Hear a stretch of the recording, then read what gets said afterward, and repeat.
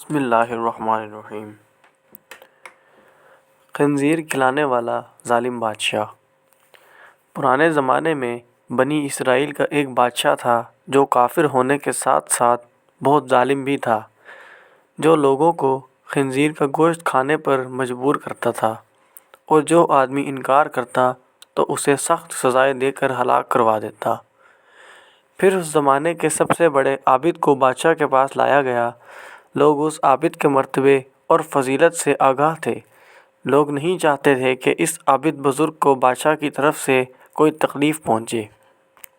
چنانچہ ایک سپاہی نے عابد سے کہا کہ آپ مجھے ایک بکری کا بچہ ذبح کر کے دے دیں، جب بادشاہ کہے گا کہ اس عابد کے سامنے خنزیر کا گوشت رکھیں تو میں وہی بکری کا گوشت آپ کے سامنے پیش کروں گا۔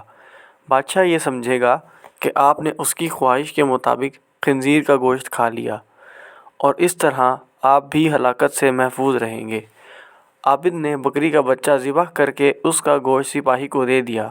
جب عابد کو بادشاہ کے سامنے لایا گیا تو بادشاہ نے حکم دیا کہ خنزیر کا گوشت لایا جائے۔ منصوبے کے مطابق اس سپاہی نے بکری کا گوشت عابد کو پیش کیا۔ بادشاہ نے کہا، میرے سامنے خنزیر کا گوشت کھاؤ۔ عابد نے کہا، میں ہرگز نہ کھاؤں گا۔ یہ سن کر سپاہی نے اشارے سے بتایا کہ یہ وہی بکرے کا گوشت ہے جو آپ نے دیا تھا، آپ بلا جھجک کھا لیں۔ لیکن عابد نے بادشاہ کے سامنے وہ گوشت کھانے سے انکار کر دیا۔ ظالم بادشاہ نے سپاہیوں کو حکم دیا کہ اسے قتل کر دیں۔ جب عابد قتل کے لیے جانے لگے تو وہی سپاہی قریب آیا اور کہا کہ آپ نے گوشت کیوں نہیں کھایا؟ باخدا یہ وہی گوشت تھا کہ جو آپ نے دیا تھا۔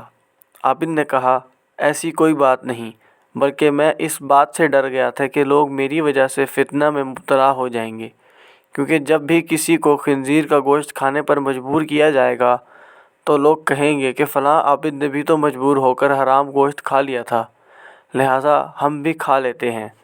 اس طرح لوگ میری وجہ سے بہت بڑے فتنے میں مبتلا ہو جائیں گے۔ میں لوگوں کے لیے فتنہ ہرگز بنانا نہیں چاہتا۔